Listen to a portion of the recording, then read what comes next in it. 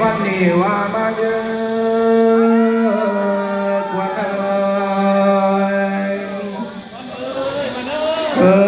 ให้เจ้ามาอยู่บ้านบอนเพื่อนซ่านมาอยู่สุขสำราญของพ่อเมียแดนลูกแก้วมาหดแนวให้เจ้าอยู่สบายสวมกับการสังขารปีใหม่โมเท่าผู้ใหญ่ว่ามือนี่แม่นวันนี้มือนี่แม่นวันสอบเมื่อปากอกวันงามเมื่อสิแม่นวันขึ้นเข้าเป็นเมื่อเรือดาแผ่ศึกษาศัตรู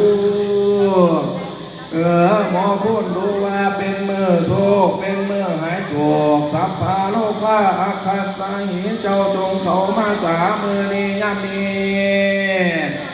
ว่ามาเยอะขวัญ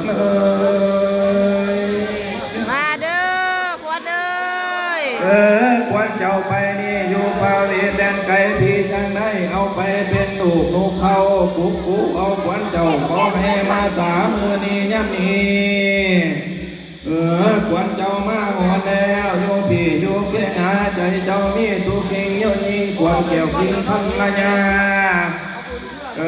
ขวัญบดจีบดตาพำพนขอให้มาดังหอมอยู่มาขวัญมาเยอ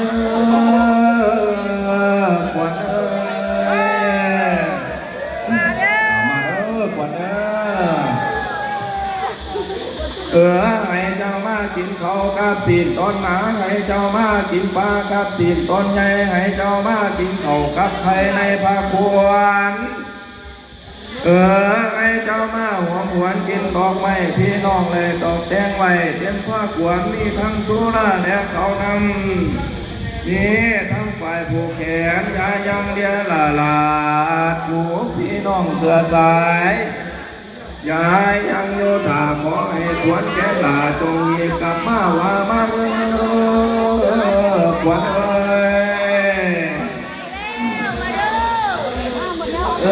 ขวัญต้องมาหอแดวให้เจ้าอยู่สุขสบายอย่าไหลลุกไปไกลอย่าไหลได้ไปอื่นให้เจ้ารักอยู่ในเรือให้เจ้าเพื่ออยู่ในคิง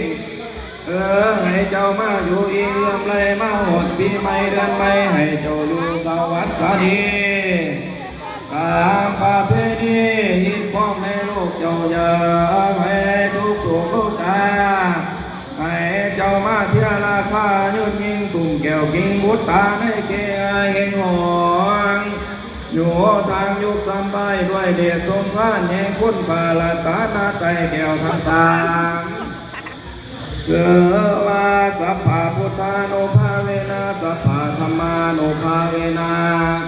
สัพพะสังฆานุภาเวนะสัทธาสุทธิโอปุอามุมามุมังมูลังมูตุ